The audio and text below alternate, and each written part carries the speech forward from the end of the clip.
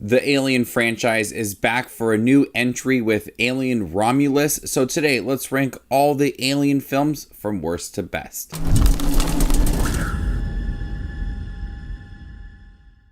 Hey everybody, my name's Justin here. I try to watch everything that hits theaters and on streaming services. If you guys are like me, go ahead and hit that subscribe button down below and click that bell notification for more up and coming content. Leave your list down below. How would you rank all 9 of the Alien films? I will be including the couple films with the Predator as well, so I'm really curious to see what is your ranking.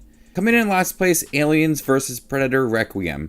One of the most glaring issues with this film is the visual presentation with this movie. It's notoriously dark and dimly lit, and it makes it very difficult to see what is actually happening during the action scenes. You have this excessive use of shadow and low lighting. It's visually confusing. It should be illegal to make a movie look this bad. This is also a prime example how a promising premise can be squandered by a poor execution. Instead of building the rich lore from the Alien and Predator films, you have a very simple story that does not allow for these action scenes to feel intense or have a storyline that is gripping. You have a Predator-Alien hybrid that could be so cool to see on screen, but it's poorly wasted with this movie. Coming at number 8, Alien vs. Predator. This film is equally just as bad as Alien vs. Predator Requiem, but at least I could see what's happening. Intended as this crossover between two of the coolest sci-fi films, instead we get a lackluster experience with a shallow plot to it. But starts off as an interesting film about a team of archaeologists discovering the predators and aliens within here, which quickly has a disjointed script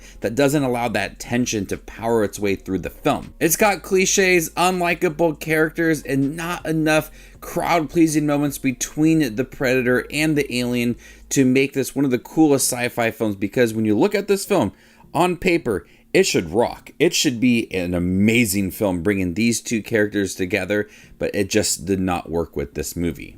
Coming at number 7, Alien 3. I did like that they took this film in a different direction compared to Alien and Aliens, but one of the biggest issues, and we see a lot of people review this film, is the beginning of the film, and when the young girl from Aliens carrying over to the third film, they just kill her immediately, and that doesn't add any depth or any emotion to Ripley's character and how she's struggling with what had happened in the beginning. They quickly wipe that away and get to our story, and that is a big movie sin, and one of the biggest reasons that this film does not work so well is that it just disregards a lot of things that happened prior. It was so cool to see an Alien film directed by David Fincher, but even his directorial vision does fall short in execution. The film's bleak. It doesn't have that atmosphere compared to the first two films. It doesn't have that sense of dread throughout the movie. It's hard to become emotionally engaged with this film, as you do have a bunch of grimy characters in a setting that doesn't really feel claustrophobic. Sigourney Weaver's performance is not as strong as the first two films, and that's due to the writing, as there's not a lot of moments for this character to shine. From the film's quick pacing to the ruined moments in the beginning, there's not much for Ripley to do within this film that makes it feel very emotional and personal to this character. Coming at number 6, Alien Resurrection. While this film may not reach the heights of Alien and Aliens, it's still an enjoyable film. It ramps up the action pretty early on in the movie and really never lets go.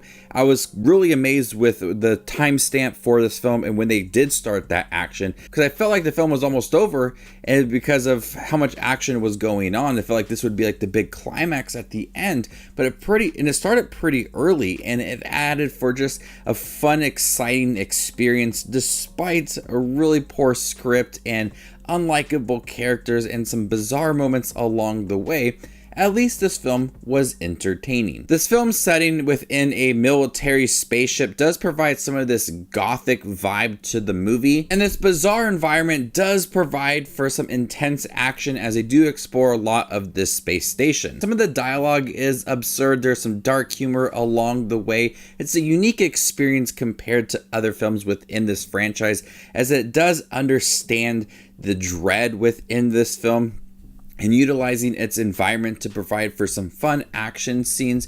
There's some bizarre moments along the way, but I really did appreciate this different style and visuals. It did create this unique experience. Despite it being a pretty bad film, I still at least was able to enjoy what I was watching. Coming at number 5, Alien Covenant. People complained a lot about Prometheus and not having a lot of xenomorphs in it, and Alien Covenant is just Prometheus with xenomorphs, but it's not as profound as Prometheus. It's not as meaningful as that film. There are some issues with Alien Covenant, but I still really enjoyed this movie. Once again, Ridley Scott is able to give us a visually stunning film and an immersive experience. The designs of the landscape and the Covenant itself are well crafted, and you see a lot of attention to detail. The environment within this film does provide a lot of eerie moments, as we do see a lot more of xenomorphs, face huggers along the way, that just adds to the tension and suspense throughout the movie. But I really like Michael Fassbender as David and Walter, and it's a standout within this film as we try to have two different performances from Michael Fassbender. Let's keep you on your toes with this film as Walter and David go head to head throughout this film. You have a lot of chilling moments and charisma coming from Michael Fassbender as he plays these two roles. Like I said, there are some problems with this film though. The mid-section of this movie, it does feel a bit sluggish, and there's not enough character development coming from our main cast. I don't really feel connected to the overall performances and the storylines within here, mostly just Michael Fassbender playing the dual roles of the androids. Coming in at number 4, Alien Romulus, the newest Alien film directed by Fede Alvarez. You see the resemblance to Alien and Aliens. It does have the horror aspect to it. There's a lot of chilling moments along the way, some jump scenes that made me really terrified, and then there's some action scenes along the way that feels like it's James Cameron's Aliens film. And you have a pretty simple, very direct action film within here that does provide a lot of tension, as it is a heist movie. You have a group of characters that are aboard this space station that try to find material so they can go to a different world and protect themselves. It's very simple. You don't have a lot of profound moments from Prometheus and Alien Covenant within here. It's very just direct. The characters are likable in here. There are a few obnoxious characters along the way, but you get a lot of face huggers and a very bizarre, risky end to this movie that did pay off and did provide for a unique experience. I wish there were some more original moments within this film. You do feel that Fede Alvarez is building off of the Alien film with some of the set designs and some of the callbacks to that film, but it does work. It does provide for a really fun movie and a lot of haunting moments along the way. The action is there, it's bloody, you feel that R rating within this film, and I can't wait to see what they do moving forward with that end. It was creepy, and it did provide for a lot of haunting moments. So I was really happy with how Alien Romulus did turn out.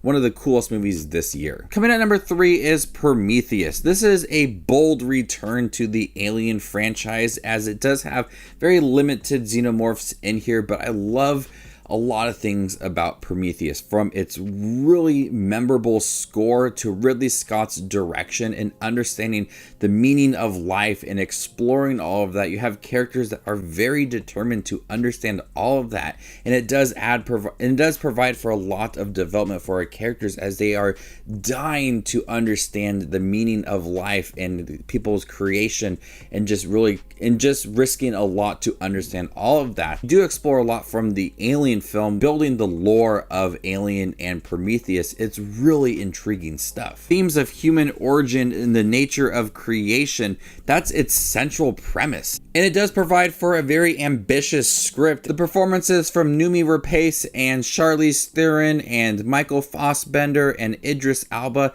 they're all unique characters, but they all have their own personal beliefs that contribute a lot to this film. Coming in second place, Aliens. A rare film that not only respects its predecessor, but also tries to do something different. And this is an action film where I regard Alien as a horror film. So you have two different styles with it, but also just understanding what worked within that first film to build off of it. He's able to balance these different genres, psychological terror and military action within this film. The action scenes are dynamic. You have a lot of practical effects, which always, I would rather see practical effects than CGI. and seeing the hard work that the filmmakers go through to create these experiences. The tension from the first film is now turned into this adrenaline pumping film, as you do understand the creatures within this movie and Ripley as a character. We don't have to have time to build everything within this movie. You can just go all into it and understand the story and the tone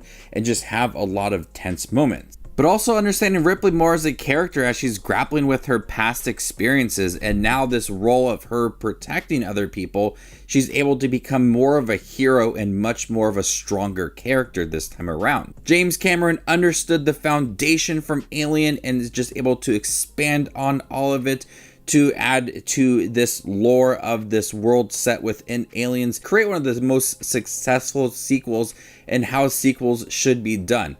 Doing something different from that first film, understanding the foundation of it all, and just give us something new. But coming in first place, Alien, Ridley Scott is able to blend horror with science fiction to create one of the best films ever made. I absolutely love Alien with how simple this film is and all of the tension and sense of dread from every single scene. The whole atmosphere feels very eerie, and you don't feel any warm moments throughout this film. You don't feel any joy.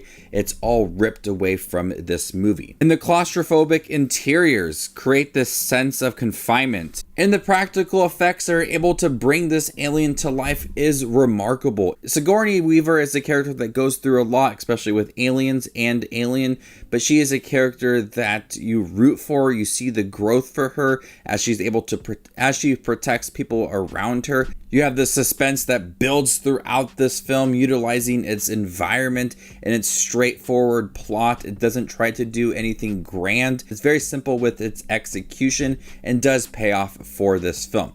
Alien is one of the coolest sci-fi films out there, and blending it with horror creates one of Ridley Scott's best films. So there you guys have it, all Alien films ranked worst to best. How would you rank them? Let me know in the comment section down below, and stay tuned for more up and coming content like this.